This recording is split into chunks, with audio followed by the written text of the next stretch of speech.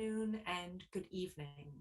My name is Sarah Chamberlain. I'm the digital director for BBC Je Media. m'appelle Sarah Chamberlain. Je suis la directrice numérique BBC Media Action en Inde. Dans cette présentation d'intervention en santé numérique, c'est une charité de la BBC au niveau international. L'année dernière, on a atteint plus de 130 millions de personnes. Nos projets et programmes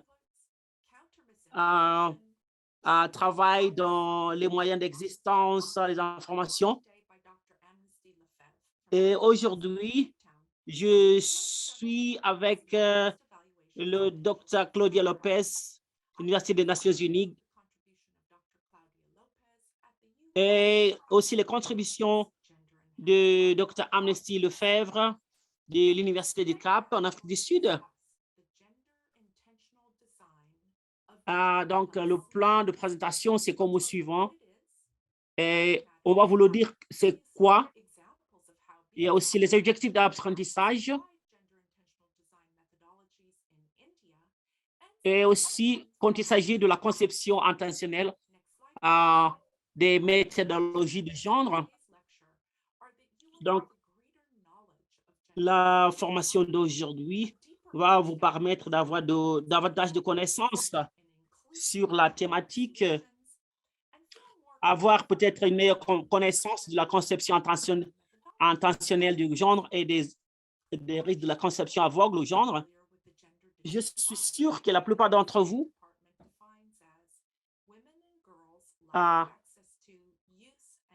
trouvent que la plupart des filles n'ont pas accès à la communication. Les technologies numériques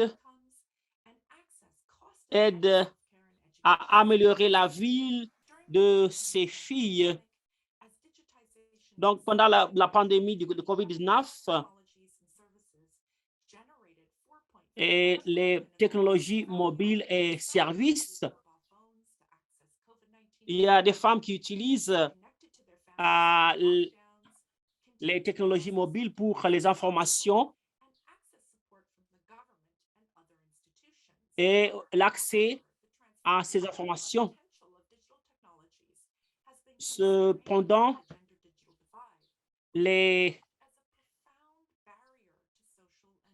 cela a été entravé par les cas numériques entre les sexes, qui a limité l'accès et l'utilisation de ces technologies. Historiquement, on se focalise sur les connaissances. On pourrait utiliser aussi les médias sociaux, par exemple WhatsApp, voir comment les gens utilisent les technologies numériques.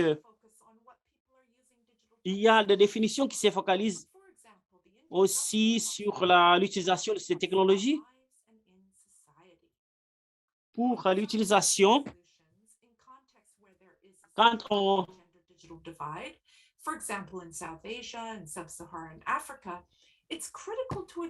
fait la conception de ces solutions numériques, il est important d'avoir cette approche intentionnelle. Identifying and understanding gender inequalities, gender-based constraints, and inequitable norms and dynamics, and taking steps to address them. Next slide. So how do we apply gender intentionality to the design of digital solutions? Next slide. The gender intentional design of digital health solutions is rooted in a gender and equity analysis. Liz, can we stop the playing, please, because there is no more interpret? No problem. Merci beaucoup. Eric, can you tell us when we have an interpret available?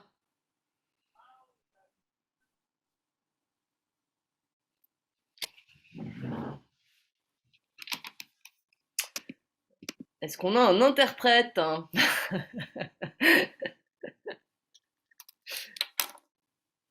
C'est la journée de l'interprétation.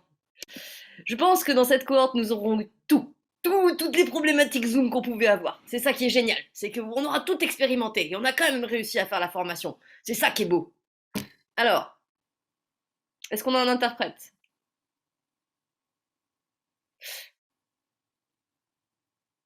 Non, on n'a pas d'interprète. L'interprète est parti. Est-ce que vous m'entendez? Ah, ça y est, je vous entends. Je suis Merci. toujours là, je suis toujours là. OK. Ok, bah vous êtes revenu. Je suis Ok. là, mais je n'entends pas. Je n'entends bien l'intervenant, madame. Je n'entends pas bien l'intervenant. Elle parle bas. Elle parle bas. Alors, il y a mon collègue Comment? qui Je a n'entends pris plus le relais. rien. L'intervenant ne Il y a mon parle collègue qui a pas, pris le donc relais. je ne peux pas interpréter. C'est bon. Catherine, s'il te plaît, il peut augmenter les sons, on n'entend absolument rien là. Ok, alors attendez. S'il vous plaît, les participants, ne parlez pas. J'essaye, je suis désolée, mais je vais être un peu directive là. Donc, j'ai 2 interprètes qui me parlent. Qui va interpréter là quand on va relancer la vidéo? Choisissez, messieurs. Je suis on maintenant, hein. Je suis D'accord. connecté. Oui, Donc, c'est c'est moi vous. qui le fais. Ok, Oui. très bien, merci. Liz, could you relaunch the video a little bit lower? And, Lise, before, s'il vous sorry. plaît, relancez la vidéo. Je Allez change de channel, moi. un peu plus lentement. Liz, could you just go back a little bit, 1 or 2 slides before, reload the video and increase the sound of the video if possible because the interpreter has difficulty. Relancez la vidéo et puis rehaussez un peu le volume. Over here, and let me just double check. I have maximum on in all possible ways. 1 second. Do. Please hold. No problem. All right, so I'm going to maximize the volume. Did you also say you wanted me to start from the very beginning?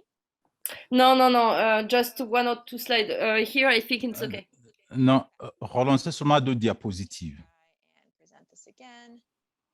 I'm seeing the French slides, huh, so. Great. Je vois les diapositives en français, donc ça va aller.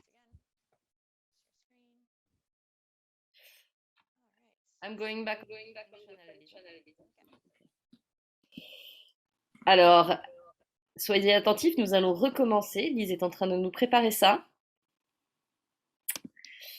Hop. When designing digital solutions, C'est it's parti. critical to adopt a gender intentional approach. What does this mean? Melinda Donc, qu'est-ce que cela veut dire pour l'intentionnalité du genre? Le genre, c'est donc comprendre les dynamiques et les étapes pour répondre à cela. Diapo suivante. Comment est-ce que nous appliquons l'intentionnalité du genre? Alors, un continuum d'approches pour agir sur le genre et la santé implique une analyse de genre et de l'inégalité à travers les technologies et les outils utilisés. Alors, les chiffres, les figures ici montrent donc un cadre de genre et la santé. Nous avons des programmes de santé qui sont sensibles au genre et comme résultat, ceux-ci ont un rôle dans le renforcement des inégalités et pour combler les lacunes qui existent, donc y compris le fossé de genre, en tenant compte des inégalités et des particularités de genre, de sexe plutôt. Donc, pour répondre à ces inégalités, au bout du continuum, il y a les programmes de transformation ou des programmes transformateurs de genre qui s'attaquent aux causes des inégalités de santé fondées sur le sexe et s'efforcent de transformer les rôles, normes et relations sexospécifiques néfastes à travers tenant compte de l'impact que les programmes pourraient avoir sur les résultats. Donc, en guise de résumé, il y a cette approche transformationnelle de genre pour garantir l'égalité de genre en menant un examen profond des dynamiques de genre, en reconnaissant et en renforçant les normes positives pour l'égalité et la création de l'environnement propice pour promouvoir la place et le rôle des femmes et des filles en abordant les politiques, les normes sociales sous-jacentes pour donc promouvoir l'inégalité de genre. Diapo suivante. Pourquoi est-ce important? Diapo suivante. En ignorant les inégalités entre les sexes, de nombreux projets de développement n'atteignent pas leur objectif. Les programmes de développement numérique ne devraient jamais supposer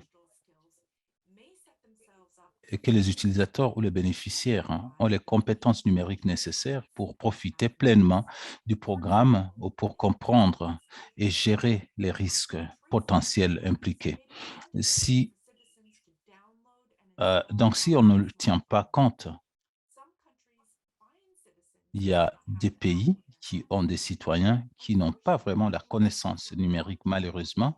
Dans les pays où le fossé numérique existe énormément, nous avons un impact sur 75% de la population des femmes.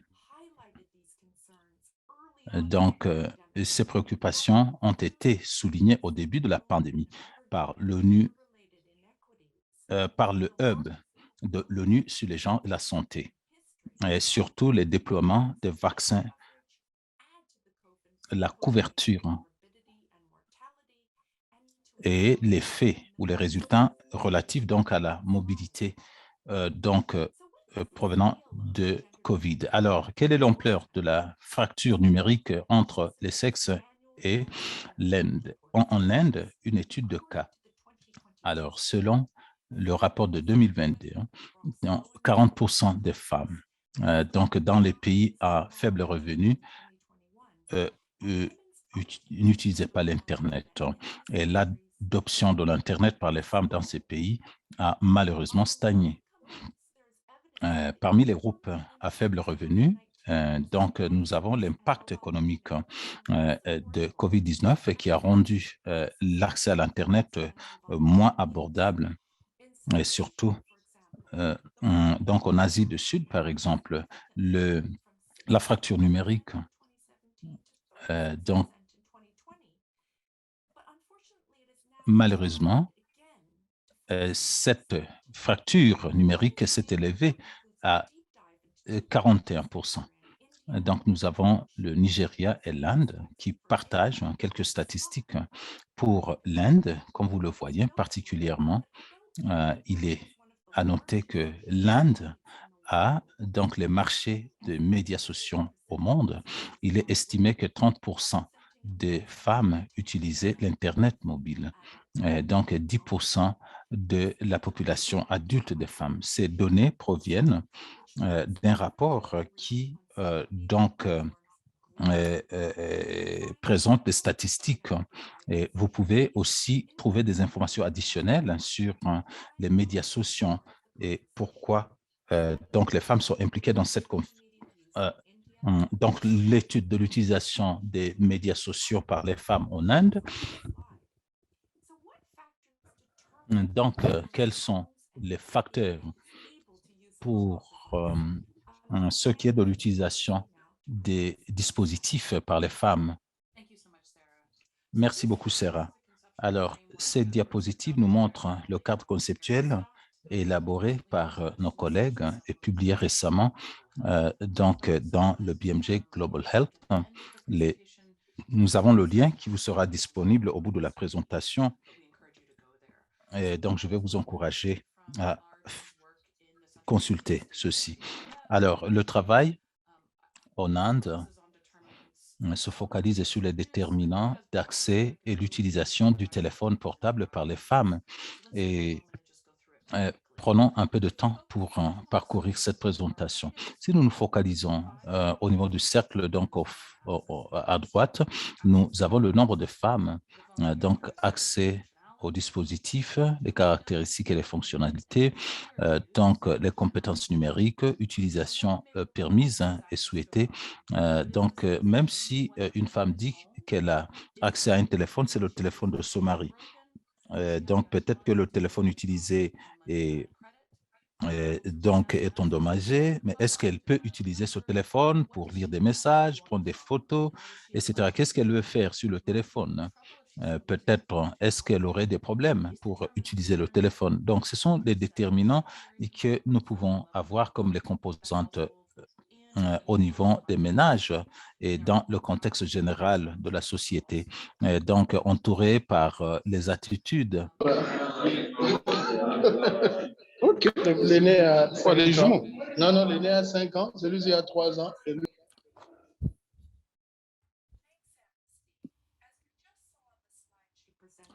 Excusez, on n'entend plus la vidéo. Donc, les normes de genre constituent un obstacle majeur à l'alphabétisation numérique des femmes. La richesse et l'éducation sont les facteurs les plus déterminants de l'accès au téléphone mobile, mais les normes de genre constituent également un obstacle majeur. Comme nous pouvons le voir ici, donc il y a le lien à notre rapport tel que la situation en Inde a été présentée. Nous constatons plusieurs interventions qui n'ont pas réalisé leur objectif parce qu'ils ont écarté donc la composante de genre. Il y a donc une étude qui a relevé 6 barrières. D'abord, il y a la perception d'un manque de besoin de pertinence. Alors, Vicky, est-ce que vous pouvez arrêter votre son, s'il vous plaît? Ça est fait de niveau vraiment aléatoire. J'arrive pas à le muter, je suis désolée. Voilà, c'est bon. Sorry, désolée.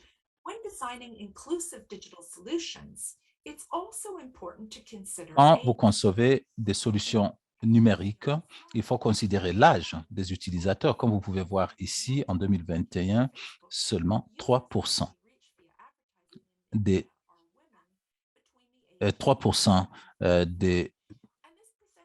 donc des femmes entre 35 et 44 ans utilisaient donc le téléphone au pourcentage de 3,3%. Si l'objectif croître donc le taux de vaccination en Inde, il faut considérer les campagnes donc à travers donc les plateformes numériques. Diapo suivante, s'il vous plaît. Nous avons parlé beaucoup des défis et maintenant nous allons passer aux exemples sur le terrain. En Inde, comment pratiquement on peut utiliser les conceptualisations basées sur le genre pourraient être utilisées pour accroître donc l'utilisation des solutions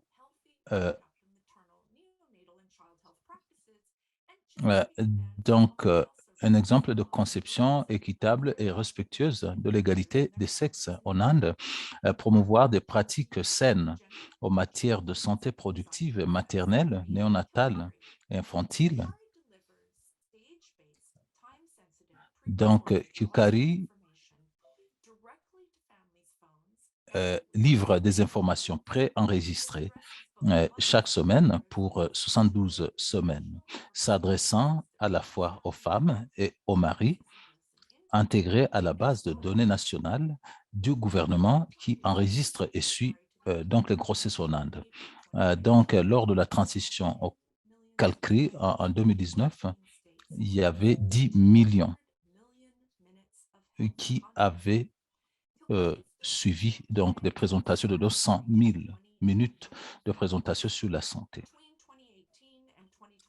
Entre 2018 et 2021, John Fontens et ses collègues ont mené une étude aléatoire de l'utilisation de Kilkari en Inde.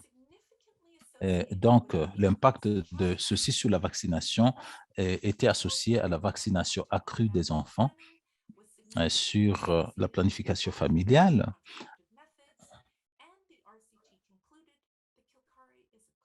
Donc, il a été conclu que Keokari est une approche rentable pour sauver des vies.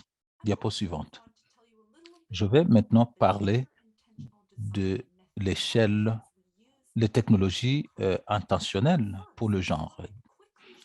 Je vais très rapidement partager quelques leçons rapides pour la mise à l'échelle et la durabilité donc de Kilkari. Je n'ai pas le temps de rentrer en détail sur cette diapo aujourd'hui, mais vous pourriez lire davantage de ces leçons utiles dans donc les sites fournis en bas de l'écran. Diapo suivante, s'il vous plaît. Alors, je suis sûr que vous vous demandez comment faites-vous pour la conception basée sur les gens, mais on ne peut pas apprendre à être épidémiologue. Du coup, et ça nécessite donc une formation profonde. Il y a le hub qui regroupe des experts sur les conceptions intentionnelles basées sur le genre. C'est juste de petites informations qui pourraient vous servir d'orientation. En guise de résumé, cette conception est centrée sur l'humain dans une optique de genre. La conception avec l'utilisation est considérée comme un principe directeur à 5 étapes. Donc, ce processus a été adopté par BBC. Vous pourriez lire comment intégrer ceci. Et donc, c'est publié aussi en guise de résumé. Donc, la première phase, c'est faire preuve d'empathie. Donc, l'observation, l'engagement et l'immersion pour mieux comprendre l'objectif de la conceptualisation.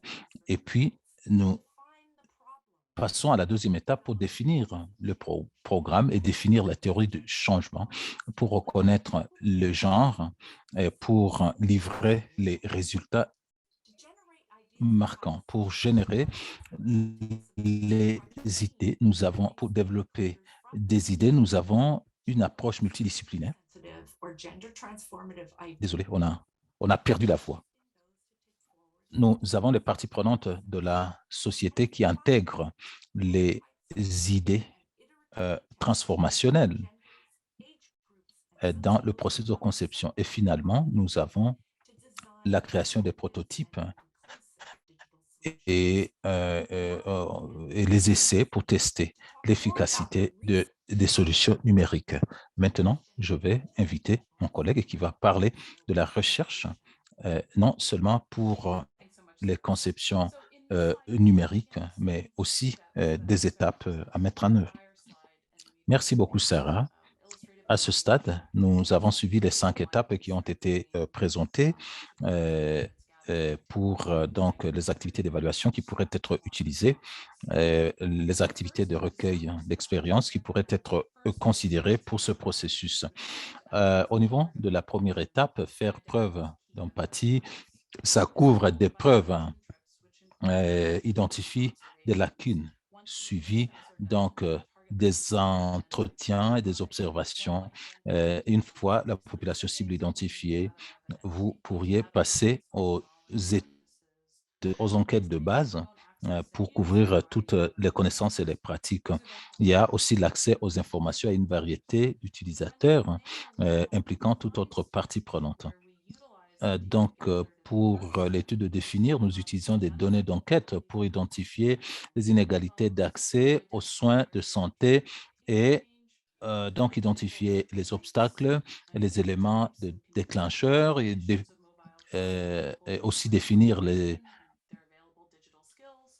donc, également, nous utilisons des méthodes mixtes pour évaluer les liens et les déficiences du système de santé qui peuvent avoir un impact sur les services. Au niveau de troisième étape, donc l'idée, donc c'est exploiter les idées issues des données recueillies aux étapes 1 et 2 pour informer la conception du programme et de la solution. Pour l'étape de prototype, nous évaluons le processus pour établir les systèmes de suivi et évaluation, y compris un accord sur terminologie, les indicateurs, les tableaux. Et ceci nous va déboucher sur l'étape finale de tester. Et il y a le pré-test, une gamme d'activités telles que le pré-test, le test utilisateur de base sur des tâches donc suivies et du soutien à la mise en œuvre. Ce qui n'est pas clair ici, c'est que la plupart de ces étapes sont reprises progressivement dans la conceptualisation du programme. Néanmoins, pour catalyser cette évolution, il y a une base solide des données. Ici, j'aimerais passer à la diapo suivante. Donc, un obstacle majeur, c'est la capacité de c'est la matrice qui serait utilisée pour capter les preuves et puis avoir des ressources pour appuyer les programmes et puis donc les programmes et les évaluations externes. Je constate à ce stade que nous vous avons donné beaucoup d'informations. Donc, on nous a demandé de résumer. Donc, avec 3 outils et 3 meilleures pratiques pour donc les structures numériques équitables et spécifiques au genre. D'abord, nous devons procéder avec prudence en concevant ces solutions parce que, comme vous l'aurez déjà constaté lors de la sélection, il est très facile d'exclure d'exclure les populations marginalisées. En deux, il n'existe pas de solution numérique unique. Les gens sont à de différents niveaux d'utilisation des dispositifs et logiciels numériques. Niveau d'éducation, âge, etc., sont des considérations pour donc considérer les solutions. Et puis, on peut la communication en face à face est toujours importante, surtout pour les communications, une grande partie de communication en Afrique où les gens, une grande partie de la population ignore l'utilisation des téléphones. Diapo suivante, s'il vous plaît. Pour donc avoir des meilleures pratiques pour concevoir des stratégies numériques équitables, et sexe-spécifique, il faut commencer par une analyse de genre pour déterminer qui a accès aux technologies numériques et pourquoi, et qui en est exclu et pourquoi. Et puis, donc, il faut avoir les segments de la population qui utilisent des technologies et puis définir les solutions appropriées. Par exemple, il y a les contenus livrés par les sites web ciblant les femmes qui ont des téléphones intelligents. Et aussi, il y a des appels enregistrés ciblant les femmes également. Et puis, dernièrement, il faut identifier et impliquer les personnes influentes dans la famille et la communauté, car elles peuvent contrôler l'accès et surveiller l'utilisation.